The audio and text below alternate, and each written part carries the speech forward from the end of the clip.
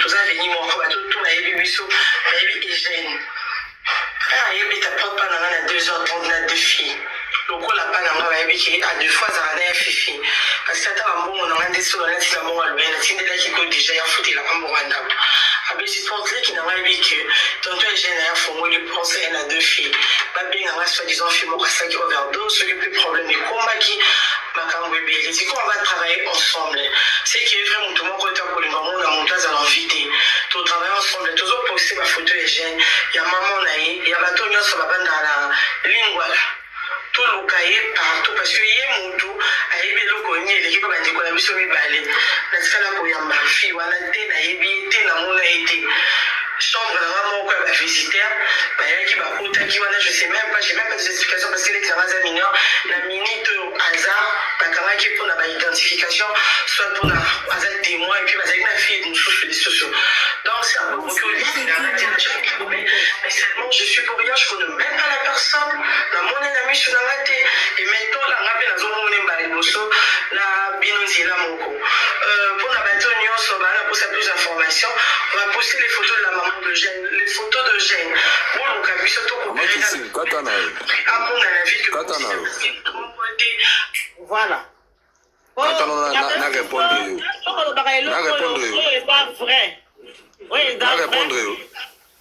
voilà na répondre papa loba bringana loba bref année hein tango qui est dans lobby que chambre na moko va visiter si on a 2 chambres salon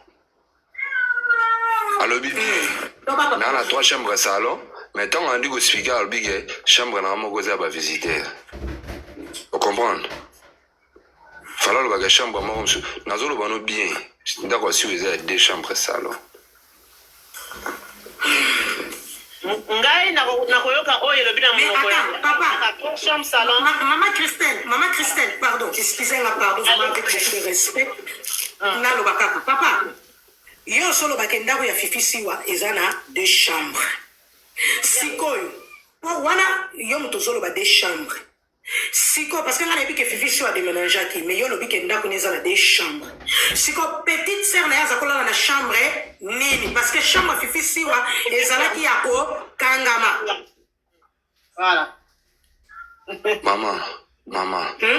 maman petite sœur na ye alala na chambre siwa alala na chambre siwa mais siwa tiki chambre fifi siwa tiki chambre na ye ya kokangama wana ozala na bapose amemi clé siko leki aza kolala na chambre nini parce que si on peut akufi na chambre ndenge akufi mutakala bautai ko faire passer dans acte sexuel nde après par la suite ekolanda bamakambo liwa voilà esala hémorragie oui moto aloba na yo nalala na ndako konga na yebi aza na 3 chambres déménageaki peut-être yo oza ocourant te ya ndako na ye ya sika maman partout si watambola na yo soki avandaka awa avandaki nalala na ndako wana ngami na oloba nalala na ndako wana mais sikoyo leki ya fifi siwa azalaki kuna yango nga nazoloba ti que ce soit 3 chambres ou 2 chambres la petite elle était au courant de tout ce qui s'est passé là-bas c'est là où non, elle n'était pas au courant. Garçon on a Kimi pourquoi c'est ça le problème garçon même qui fille à Kimi c'est que a eu problème kasi akimi parce que ça si wayebi bato babum fi akufi si wayebi ete garçon ayaki na ndi mutu ayebi en fait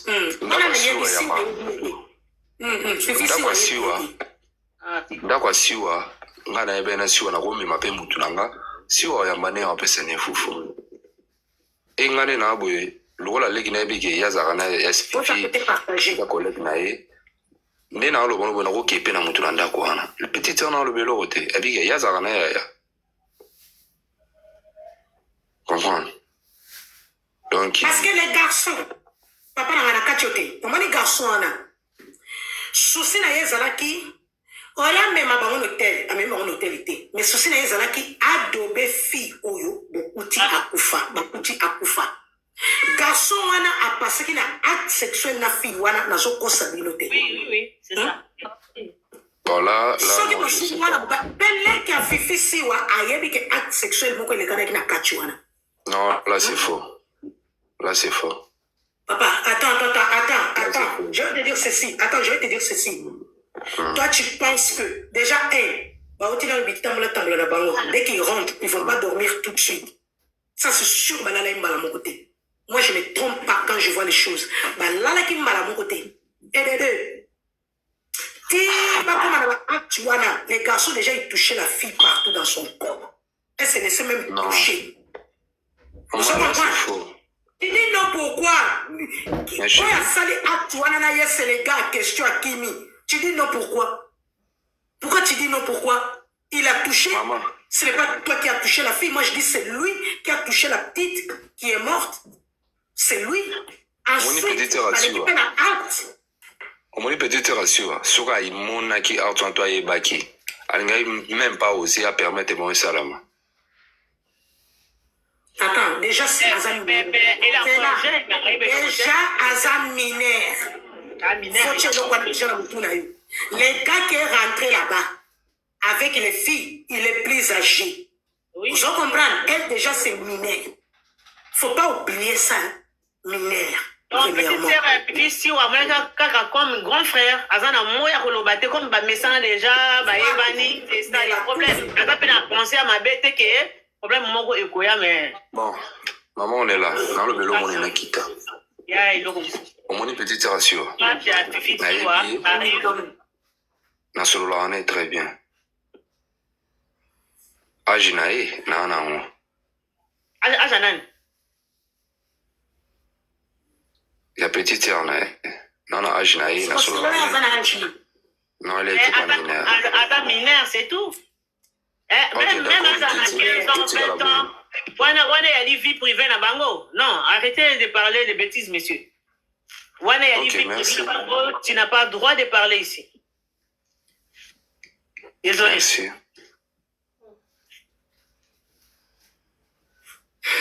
Ok, maman Christelle, Loba, maman Christelle, tapoter, partager. Donc, voilà. Donc, c'est ça. Donc, garçon, on a dit quelque chose. C'est que Bamelaka déjà, Babiloko na bango ya zolo wana. Bamelaka ngo, mais il s'allie retour. Mais le pauvre innocente, il y a mineur, Aïbaki n'a été, mais l'air à la moukane, il y a mort d'homme nanda, patanga na vain nanda kuboui. Moutaï kotala ngai na tongo boui à la moukite. Tant qu'il y a un moukolo, directement à la police. Mais moi, la moukare, on a la vraie paniquer. À quoi battre, on a la nini. Moukolo, directement, on a innocent. On a bien à la police. La police, c'est quoi? Mais moi, on a idée, on a été. Avant de banga, on a aucune de prison. Oui, si à Bengi, nous fifi, on oriente, et puis mettre, avant de pembeni. Voilà. Avant qu'il ne peut mettre, avant qu'il mette attention à l'icolo, on a olanga lobaki, avec mettre mon aya atala. Après, na simalangole atala, monique non, moutaza, les sous-soutés. Parce que je vais bien à la police. C'est ça. On a dit, oh, l'air a bien fifi si on a dit qu'on l'a expliqué. Pour nous qui n'avons pas fifi si on a dit qu'on a bien langue. Alors, la police. Après, nous mettre au hasard l'icolo qu'on a dans atala. C'est ça. Voilà. Les gars atali à mon pas que non moutou, à ça les sous-soutés. Parce que besoin à la police. La police a beau y habiter que non pas qui va à quoi rouge. En tout cas, la police a qui ça sauve vraiment il y a un problème. Probablement, c'était déjà quoi? C'était déjà dans la journée. Ça se voit même clair et net. C'était déjà dans la journée. Parce que dans Boutou, les cas qu'on soit fifi siwaté. Donc c'était déjà dans la journée. Ah oui, oui. C'était déjà dans la journée. Oui. Et donc, on entend qu'il il est temps. Ceux qui pas dans la chambre, ceux qui n'est probablement déjà, nous avons déjà quelques temps dans Tongo. Oui. Parce qu'ils n'ont pas dormi tout de suite. Et les gars, question, a voulu seulement vraiment qu'on Mougou la petite. Il a touché déjà et tout. La petite qui a 15 ans, elle voyait tout, mais elle ne pouvait pas dire non en fait. Après, il y a un peu été. Les gars, c'est possible. Soit que Azasko, Azam, les qui m'ont coupé chaud, probablement, il peut il est à des gammes, on met l'ambiance, mais sauf qu'on n'a pas touché la petite. Donc, il y a un moyen de c'est faux. Elle a quitté. Elle a perdu déjà pour Guinée. Il y a un moyen de Cambo, oh, et Fifi Siwa était à biso ma parent, il faut que ben dans la tout. Que ceux qui ont bimi, moutoye ko sonné, ceux qui ont tuni alors ils ont nani, ceux qui ont inconnu ko fungolanda koute. Il faut vraiment qu'on ait ban. Même à ta Fifi Siwa, ceux qui ont la émission yo, n'engagez à journaliste, attends me la partout par là, il faut vraiment affiner batou, oh bazala kananda kunaï, besoin d'un doigt qu'on l'a dit ça moutonanda kunangate. Pour comment ata kutu kozalaka bien na butwana okufungula enda kuti pipe mwana mobile non okufungula enda kuti c'est très dangereux. Oui, c'est ça. Et aussi c'était un danger même pour la petite. Mais parce que là il a le cas très bien. Fifi si waza irresponsable dans quel sens? Comment est-ce que a continue mon sous otika ta petite de 15 ans? Ça se fait pas. Ce ce qu'on va violer qui. Dis maintenant que et tourner au vinaigre pour na mwana. Ah oui. Parce que l'heure actuelle est tournée au vinaigre pour la petite oyo ya yebite. Bon, ce que ça qui pour aller qui n'a 15 ans. Comment est-ce que ce qui n'a continué mon sous? Mon délai soit ce qui n'a continué mon sous, c'est une dame qu'on a kangi. Cousine, restez chez vous. Nani sugi nani leki allez, qu'elle n'est pas mikolo kuna. Tinga na rozonga. Ce qui peut même bon au benga na tindi. Mais fifi siwa atiki nda kuna ye. À la portée de tout le monde.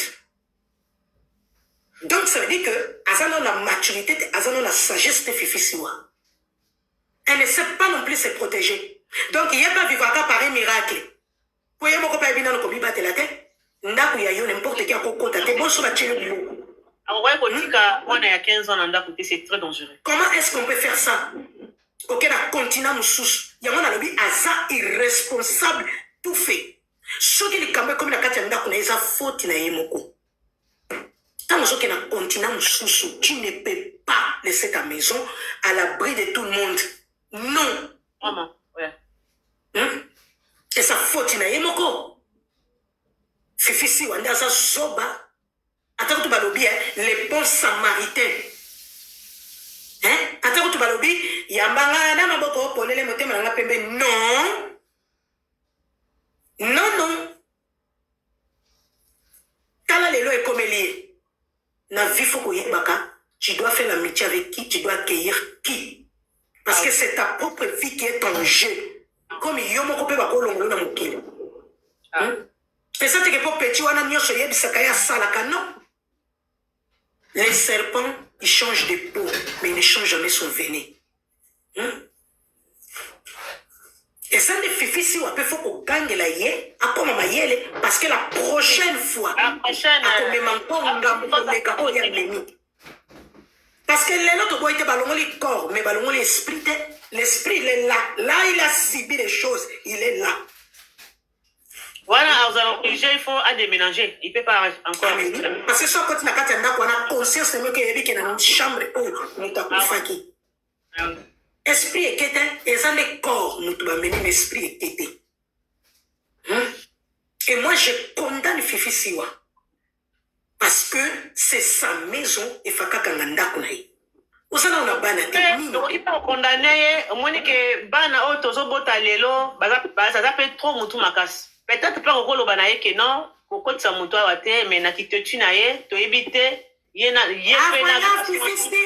Maman Christelle a voyé même les Fifi Siwa. Aza moi Simoko, ayebi, aza na principe te, ayebi, on peut sa loi chez elle-même. Aza na loi te, ayebi peut qu'on peut sa ba, ayebi peut qu'on la sabato ya ayebi ba principe na été. Parce que si le cas, il savait que Fifi Siwa principe, ala ke kuna tena bango, ala ke te. Ama on est là. Nalandi mambalo to kita a lobike yepe soki pazana mwasi na yepe akoko kaina kuna mais c'est n'importe quoi. D'abord et comme flamingo avec ngani flamingo comme hôtel. Kasi maman Fifi Siwa yemo kwa sana ba mbesirité. Et puis la Monique le monsieur là c'est un menteur. Parce que un alobinda a Fifi Siwa a des chambres salon mais Fifi Siwa yo abinda qu'on a 3 chambres salon.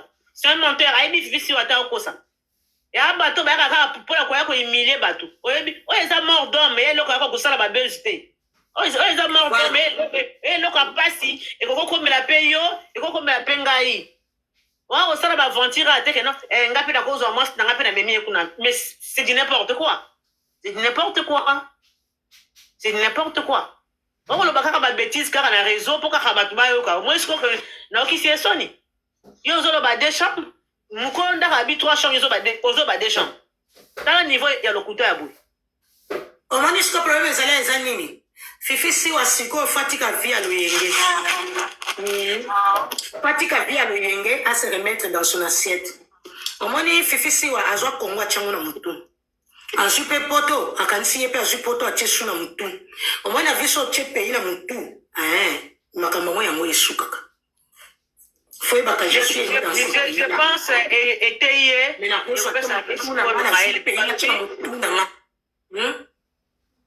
balobi mutu oyo akutanaka na libaku tuka nsima akoyeba place oyo akotya likolo mpo azwa libaku te je pense ekote ya ye ndako batikelaka yango mwana ya minere te mieke okanga ndako be oluki mutu moko ya mokolo meme na fin du mois ozofuta ye même na oui parce que problème ezali eza nini problème ezali eza nini omoni la vie avant d'être responsable pour la bateau misusu, tu dois d'abord commencer à être responsable par soi-même. Ça veut dire que tu dois commencer à te recadrer toi-même. Ensuite, tu pourras recadrer les autres. Et on va le baka. Faut milinga yo moko poko kakope sape bolingo pa bateau misusu. Le problème est allé à fifi siwa à comment le cola quelque part tintin. Ça veut dire que elle croit que si elle parle tout le temps bien avec les gens, si elle est tout le temps bien avec les gens, ça veut dire que les gens ils vont vraiment l'aimer. Non, c'est faux. Les gens vont la respecter, c'est faux. Na vie faut que ça na loi. Muto alingi yo fai baka ke non na yo tikali non. Muto alingi yo fai baka oui na yo tikali oui. Muto alingi yo fai baka ke non chez toi on n'abuse pas. Si le gars il est entré chez elle, il a abusé chez elle parce qu'elle est irresponsable. Elle n'a pas de mots à dire, elle n'a pas de la loi. Elle ne sait même pas éduquer sa petite sœur. Parce qu'elle aussi, elle est en train de prouver à tout le monde qu'elle n'a pas reçu de l'éducation. Comment ça fait-il que tu laisses une petite de 15 ans? Tu es irresponsable et même c'est très dangereux.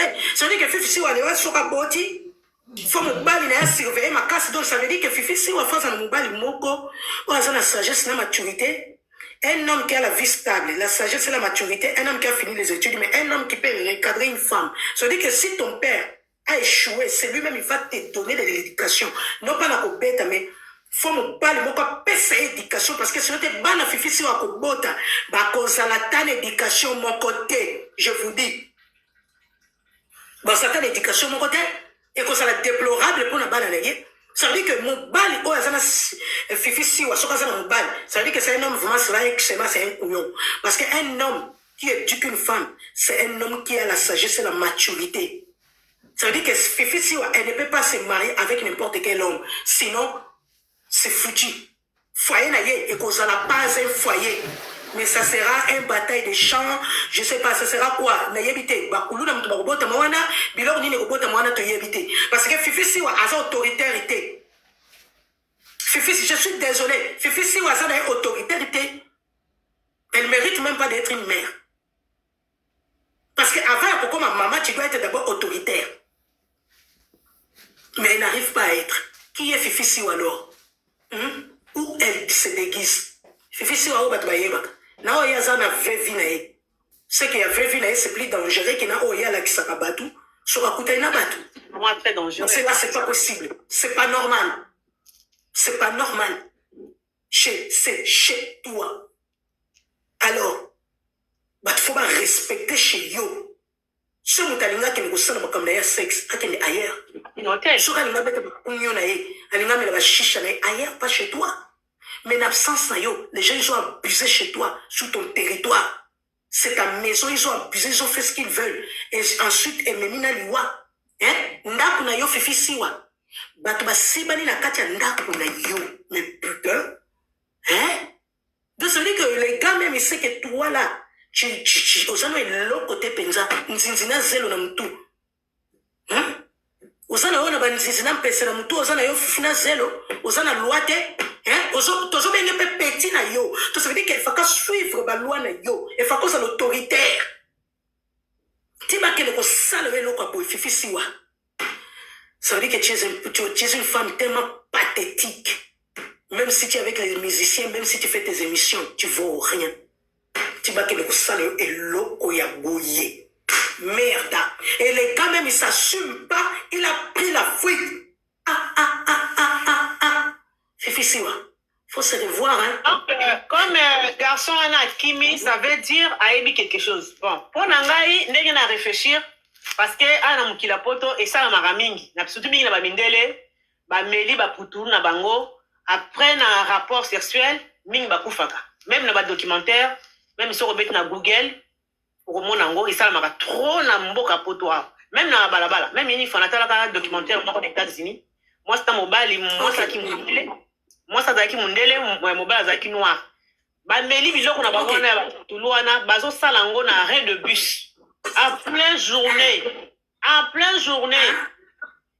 si la police est liée, en pleine journée, oui. Vidéo là est tambola partout, na ba Google, est tambola na ba Facebook, na ba YouTube. Moi si mundele, mobile mwindo. Ba meli, ba perdre contrôle. Basali bolingo na bango na arrêt de bus, ti mobile abimi si pe mai na ye. La police nde yaki. Et ye wana di séparé, et moi si et kenaye. Mobile atikali kaka wana, njoto to mobile libanda. Skotala siko wara, asi legali, tout libanda. Effet ya biloko mosusu kaka balisi kaka na États-Unis na balabala mwasi ameli degré leki akufi sur place makile ezobima ye na nzoto ya basi na zolo na matoi na munoko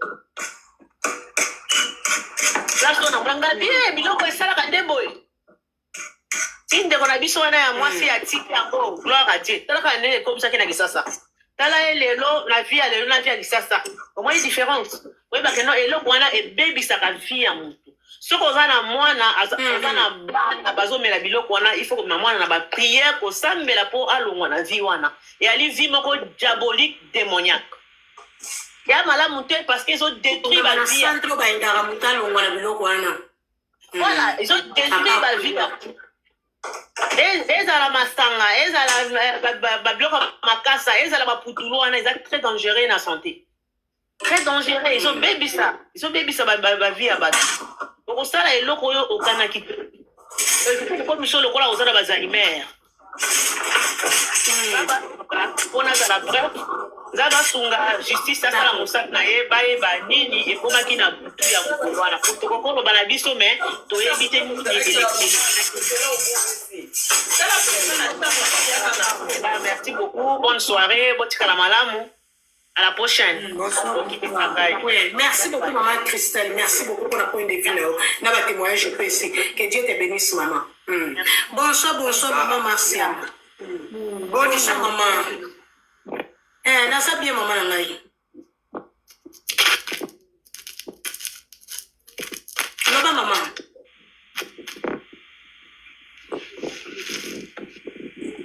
Loba to yoka maman. nalobi boye mwana mwasi oyo akufi eza na moma moko awa kaka na TikTok bavideo na ye circulaka ke asalaka compte asalaka ku na baninga na ye bakosake bakidnape famille na ye bimisa mbongo nayebi te so ozoyeba histoire kaka na réseaux sociaux awa mwana mwasi oyo akufi oyo ayaka na baninga oyo ye na baninga na ye balia cope bakosa bakidnape ye alia propre famille na ye mbongo déjà aza mwana mokie de deux ntango tozonga nsima so moto akoma capable ya kosala action wana son na normalement boye aza mineur akokoma na baniveau wana te c'est possible azala moto ase drogaka amelaka babiloko alia na kati ya babiloko mosusu parce que eloko abongonga biso amonanaka tisho bango te voilà so omoni biso net nga na age na ngao na déjà au-delà ya 30 ans soki nakomi na étape que 2 jours par exemple nafanda chez les parents baomonanga te nayebi ke inquiétude parce que monde ekóma na makambo ebele bakopense kaka te yaza quelque part bakopense mpe likambo mais ntango okomi na étape ke bafamille na nga moko tosala bango chantage tolia bango mbongo wana eza déjà au-delà donc mwana oyo eza na quelque bon en fait eza donc tokokanisa mpe malgré liwa ekuti ye kuna c'est possible azalaki na badrogue na ye amelaki ou encore étouffement parce que nauti na live moko nayoki na live wana balobi na butu jeune garçon wana oyo akimi alobaka ke obenga la police na butu adéclaré étouffement mwana ngo adéclaré vraiment tamolai nazoyoka étouffement so balali nazoyoka étouffement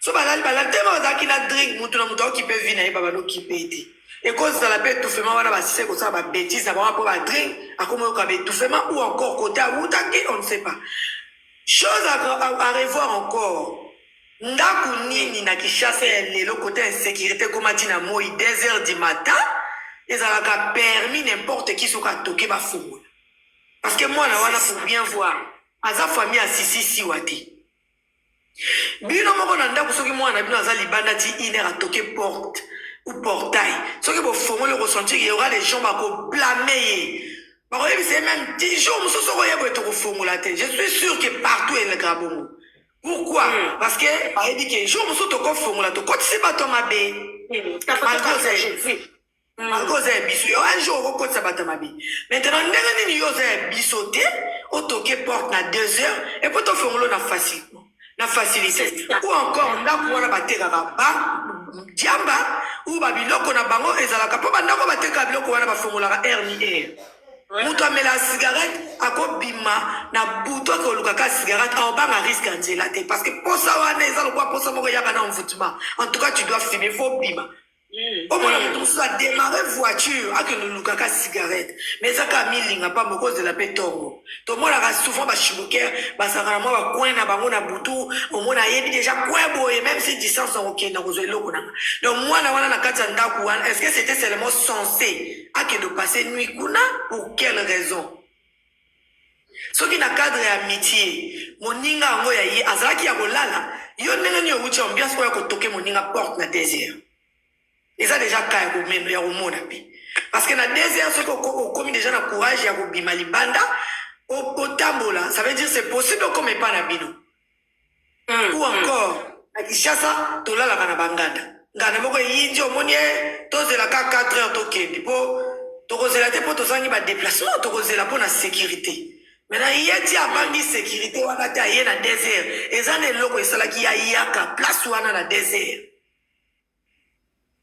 donc côté bautaki bazalaki soit na posa solo fifi siwa parce que eloko ezosauve mingi na likambo azalaki te mais eza na vérité moko eza aza sur place mais tokoexclure te ke fifi siwa aza irresponsable tokoki koexclure yango te totie responsable te nalobi na cadre ke naloloba boye nalobi na cadre ke ntango déjà moto aye kofrape nga porte na 2h nga naza te mwana na nga azali ça veut dire aza camarade ya mwana sikoyo soki aza camarade ya mwana na nga azalaki na ye te kote awutaki mwana na nga azolala ntango ye alongwe kote awutaki c'est possible akende mpa na bango mais ntango aye na ndako na nga na 2h il y avait quelque chose soki tolobi ki abangaki insécurité parfois ndako na nga ezalaki proche na kote azalaki jasime maintenant nayoki audio ya fifi siwa ndenge alobi na audio ya moto alive na uti alobi oh parfois ezalaki overdose mo wana déjà ça inscrit quelque chose overdose de quoi de stupéfiance parce que tomoni ka moto aye akoti alali quand on parle d'une overdose eza lokwa histoire tiara uti opesa awa na poto ndenge elekaka overdose ekosala so bêtise ekosala so boye ça donne aussi l'étouffement. Moi aussi, je suis passé par là. Et ça, là, étouffement, machin, étouffement, vraiment. On comme une étape, on respirer. Mais aux en place, mon pépé, parfois, mais tu n'arrives pas à respirer. Parce que c'est l'overdose. maintenant na âge na ye déjà soki amelaka overdose ezalaka déjà na niveau ya motu na ye te. Ça veut dire côté awutaki ti azwa force akoya wana azalaki na étouffement te overdose ezalaki te atie kwiti wana na ndako wana après esali étouffement du coup ememi ye na kao ya pongi akei. Sikoyo, pourquoi Yoka, Sikoyo, le problème ce qu'il y a c'est quoi? Pourquoi la petite elle a été retrouvée Sikoyo née, nous tagala. Donc ça veut dire avant la petite akufa, parce qu'il y a un acte sexuel, la petite wana.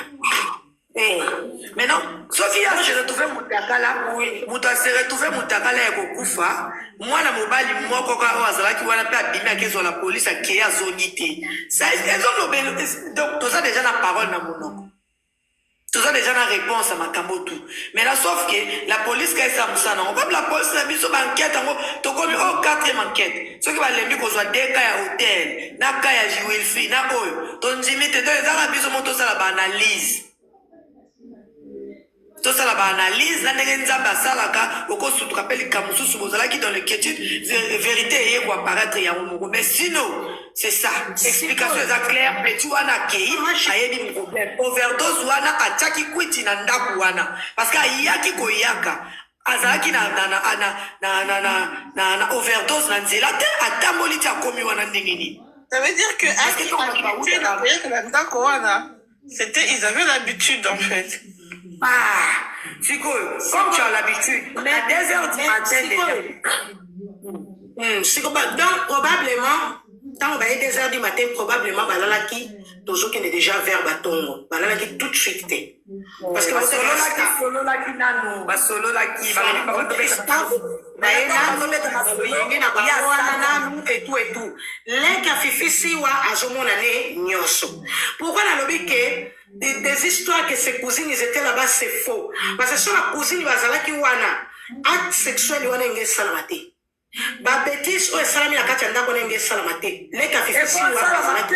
Ono bana bongo te ya komona pasité. Passer par là. En étant mineur. La fille, au moins, touché déjà, Nanzoto, Jean Nengezalara, Banamibal, Mutoyo Yebike, on a besoin, d'obéir. C'est ça. Au moins, il va dire à Makawana, même au cause à la fois 4. Donc, il va y avoir 4 billes.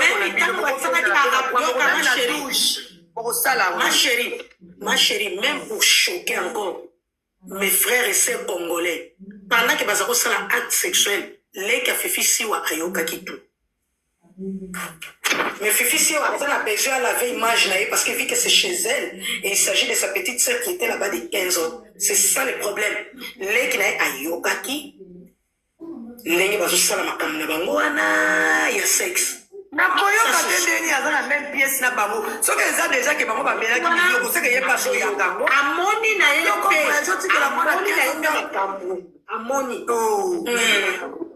amoni na ye nga neti nga na kovoyage nga na mwana voyage natikele ndako na obanga surtout ye moko na obanga maintenant yo komoko voyage otikela mwana 15 ans ndako mpe mwana ngo a 15 ans faut toujours faut yebisa yeke mboka koma mabe même 18h40 ndako ozala na ndako tututu mais ntango afongola ndako na 2h c'est possible biloko wana etekama na kati ya ndako wana soit bayaki nango bameli bango tu baswafu na bango ezu bango bake basali makambo na bango kote bakendaki kolala ememie na pongi c'est possible réponse eza nango ka bongo réponse eza nango ka bongo parce que après biloko wana epesaka déjà badrink drink na makasi déjà na kati ya cerveau koko respire te et quoi encore boke ezu bopase na rapport sexuel na sa badrink ça d'ailleurs on passe rapport na sa magoda te on sentir énergie moko bimisa lokwa yo te lokwa cheval on sentir qu'on s'en envoûté basali makambo na sa drink yango ememi ye na étouffement nyonso odéclare étouffement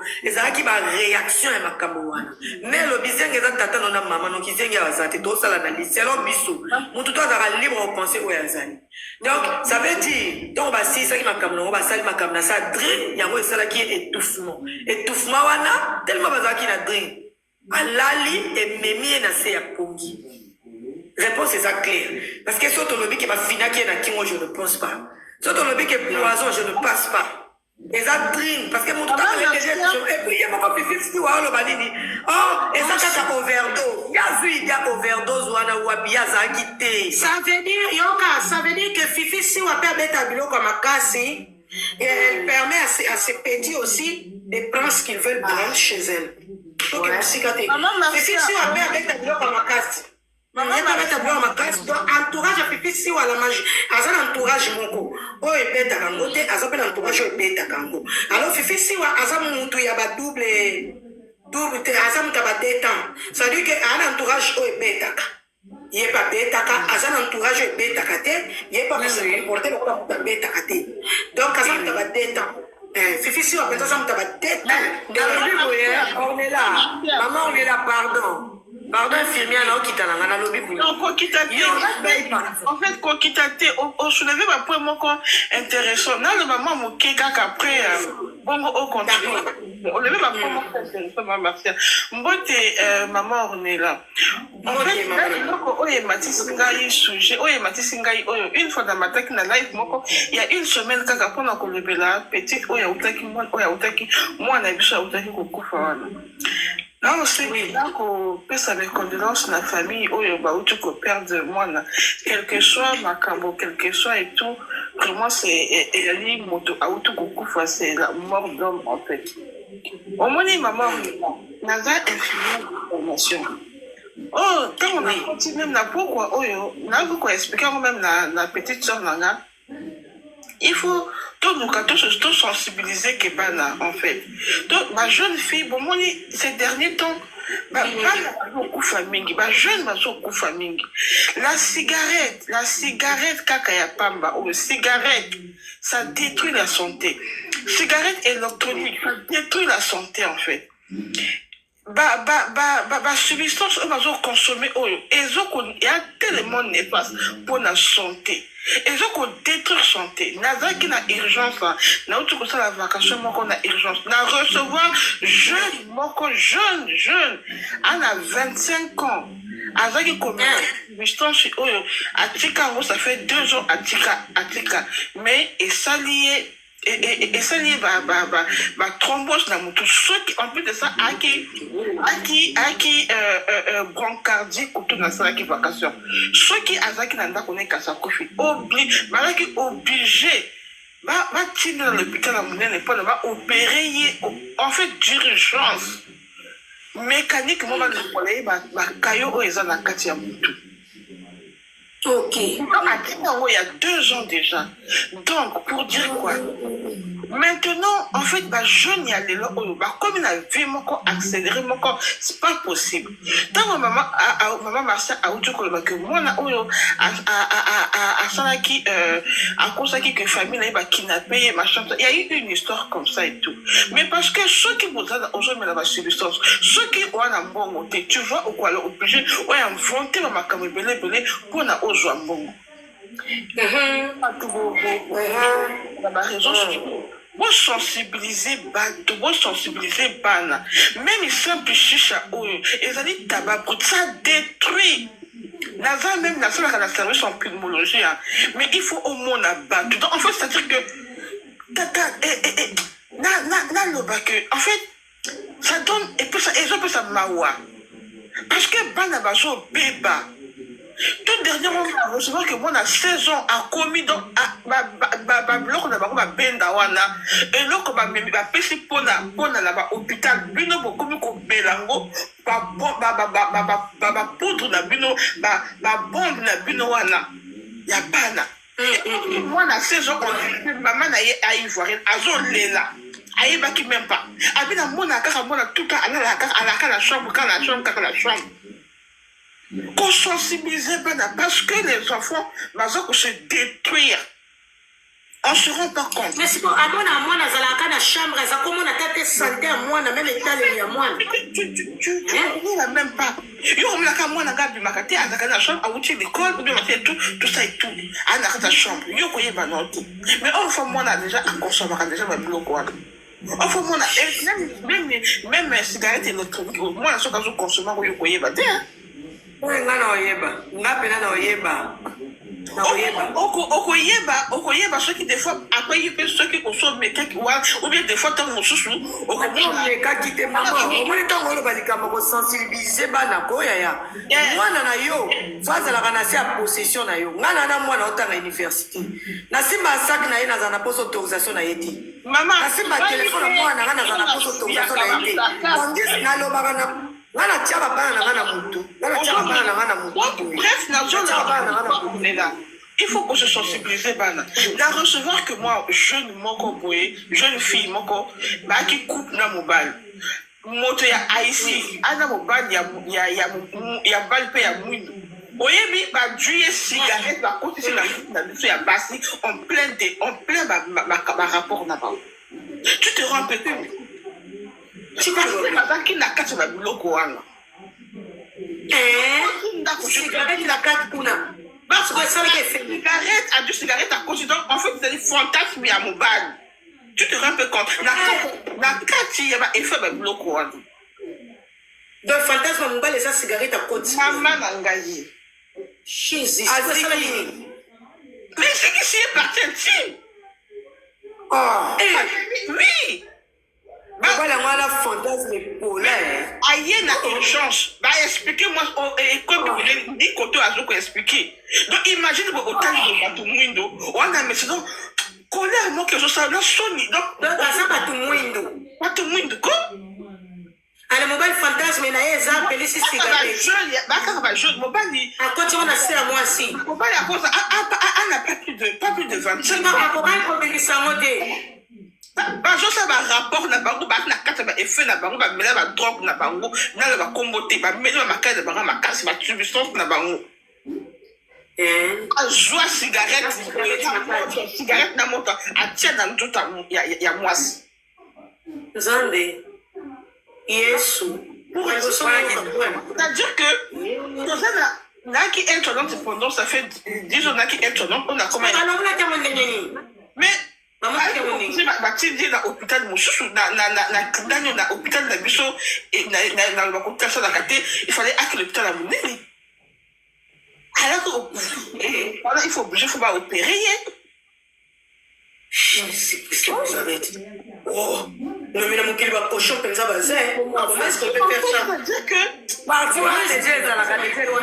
makambo elekaka en fait nani oyo basubstance oyo ekomi tellement ndenge ebele epuis na afrique kuna bakosembela mpona bana na biso mibale basaka na ezala bana basi ezala bana mibali bana awa no na yo comprendre yango balingi nzoto bana mike na comprendre yango oyo nakomi kosala na urgence bandoki bana oyo balingi nzoto pas possible donc bana bafantasme moko non olobi me biso tokola bongo te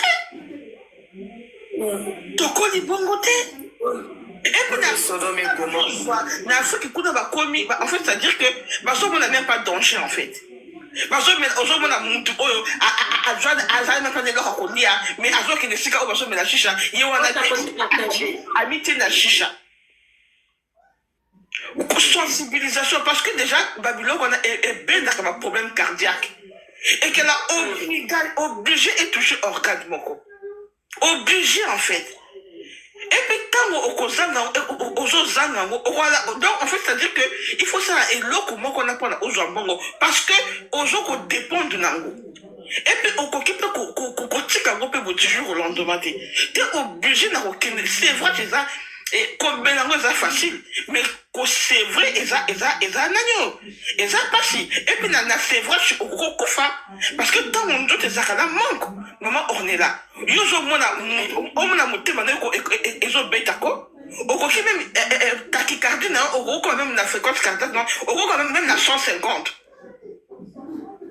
c'est vrai eza vrai difficile et puis ntango tozala na l'hôpital bongo mona bakataka des fois c'est vrai basaka ngo malembe yo des fois ntango mosusu omonaki mais moto anamelaka likai atikaka boye mais oyebi nini oyo osala na nzoto na ye te okomona kaka oyo atiki aleyeba akufi parce que ntango ozotika bongo nzoto na yo emesanaki eyaki eloko moko ezozanga en fait eloko moko ezosalela donc mpona pas partager mes amours. moi bino moto botalaka balive bosensibilize ke bana bosensibilize ke bato surtout bana ya sika oyo donc en fait oloba que de 15 ans à 16 ans jusqu'à peut-être après 27 ans bazosala makambo moko pas possible surtout na foti kuna bajeune fille bakomi mpe na bakati ya makambo yango yo ozomona moto azangi ya kolia me aye azwi wana akende azomela shisha c'est quoi ça en fait c'est pas un luxe bozomona yango eza luxe mais bozodétruire basanté na bino ekele obligé etouche organe moko c'est pour ça que ozomona ke na afrique kuna mpe bato bakokufa mpe bazokufa mpe mbangu mpe parce que urgence soki ezali wana tala ndenge mwana oyo tala ndenge ye akufi moto aza na problème bakendaka kobengana ni voisin mais awa kobenga pompier tout ça mpe hélicoptère mpe kokoyaka mpe bayi mpe bazwi bapompier bayi na salu eye après hélicoptère esegari bazwi moto bamemi moto vite fait en 5 minutes 10 minutes bamemi moto d'autre na hôpital babekisi moto. Donc vraiment, ça passe. Et ça passe. Moi, là, ceux qui a 17 ans, on perd de vie, caca. Non, bon, pas yo craper ma maman. Mais tu me dis, moi, pas yo kakate. Asa moi, moi, ce que c'est fini chez Bangwe. Oh, moi, nangai, parce que de général, il y a banane, oh, banane, Android, oh, tu as eu nini, oh, c'est comme si Satan a régné partout, quoi. Hein? toyebi les autres personnes na bana ya balelo oyo te vraiment bana ya bagénération na mutu mpe kaka aza kaka ndenge abokolela yayebane bonga mpena mwana nga 15 ans na opesa telefone te nga napesa na mwana telefone mwana nga auti osala nini aotanga université oyo aza na 15 ans oyo banda so aza aposa telefone ya ngai mama ajoue asali privilège mosusu biso mo tofongola baporte mwana 15 ans abima yanga 20 heures awuti wana yoka explication akendaka na baninga na ye tu trouves ça normal yo mama olobake mwana nga 15 ans na 20 heures ou 21 heures aye akendaka na baninga na ye ça veut dire quoi? Maman, il y a ça aussi. Maman, il y a ça aussi. Et puis, il y a peine l'environnement. Environnement peut contacter. Environnement peut contacter.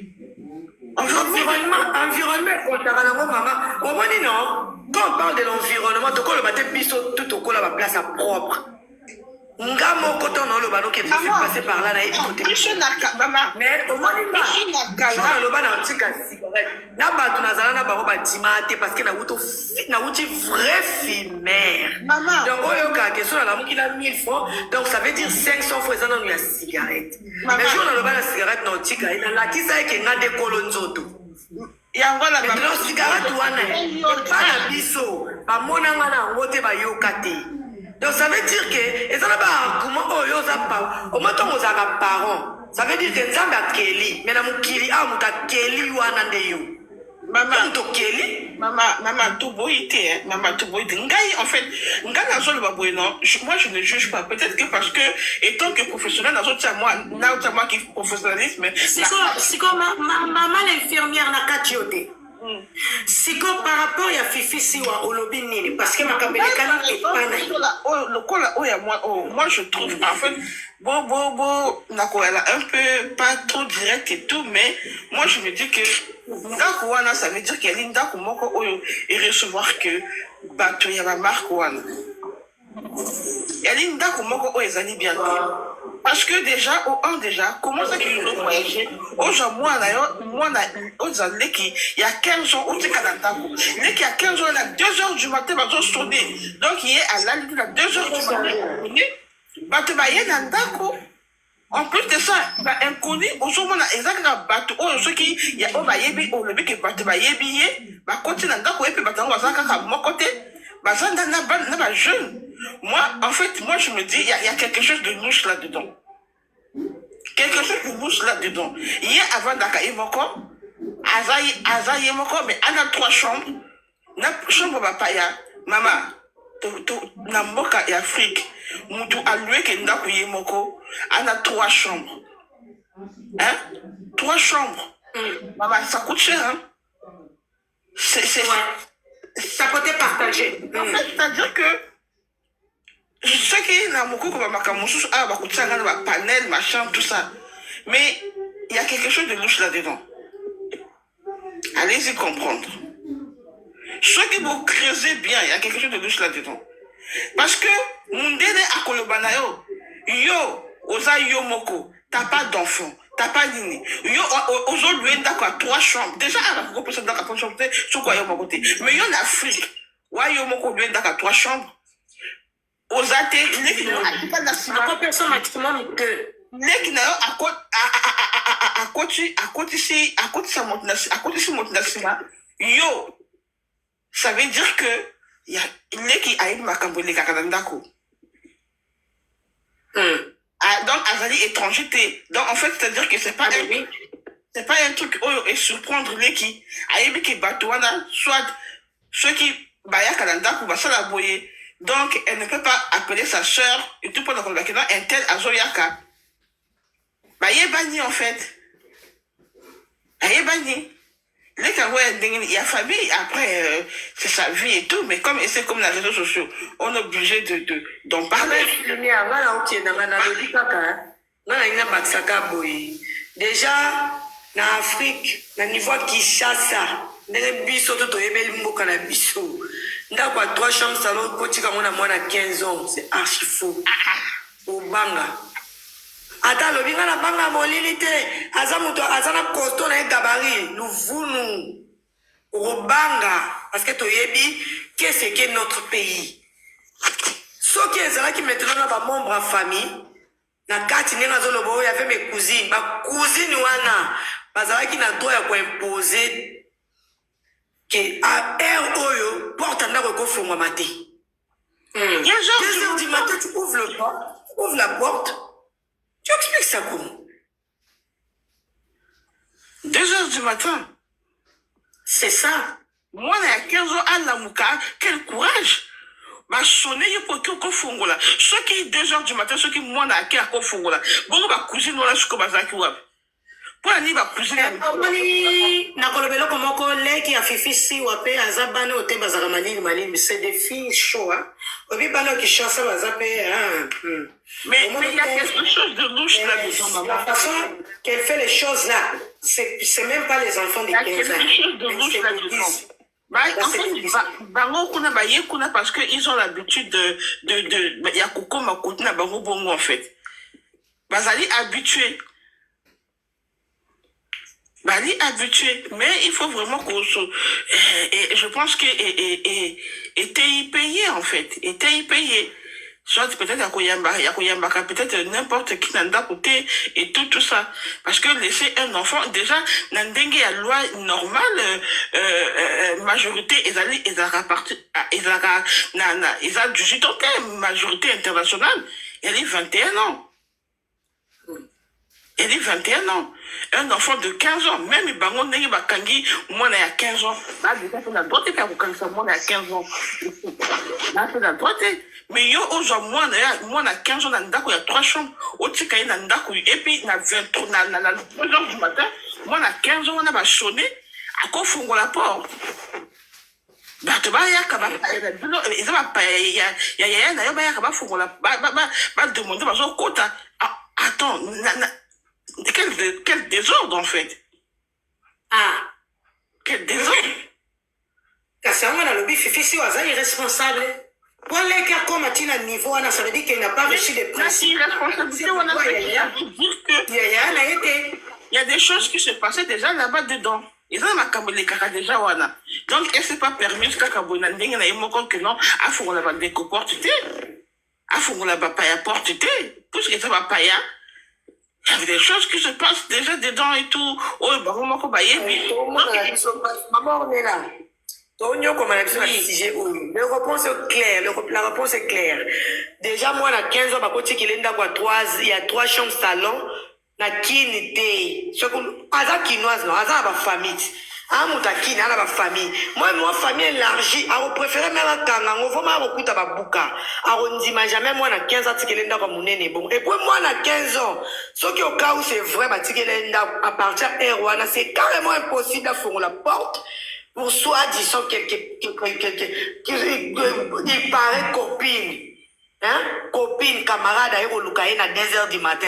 Et ça, archi faux. Ce qui est clair, il y a des choses qui se passent. Oui, il y a des choses. L'explication est claire. T'es pas tellement le déjà que on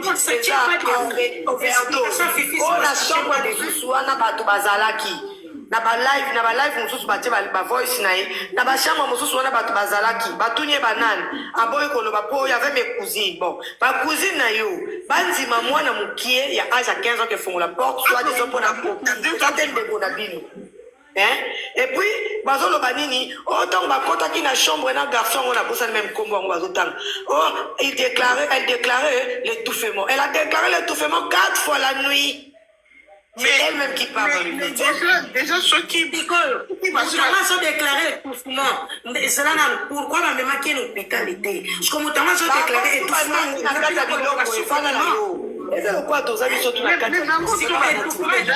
Sous-vêtements. Les mensonges.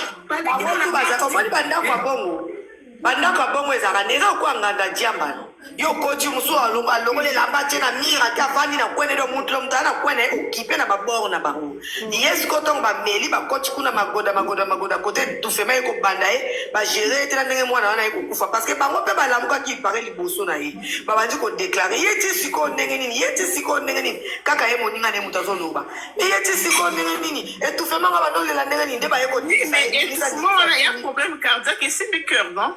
Et c'est le cœur. Et donc, on ne salit pas des cœurs, voilà. Et ça dit ma substance, en fait. Il y a ma substance, c'est ça, et c'est le cœur. Il y a déjà comme on n'était pas le baguette, overdose. N'est-ce pas pensé au overdose? Quand le papier, quand on a coupé un étouffement, parfois famille, parfois ça les crises. On t'a coupé un étouffement. Parfois, ça les crises.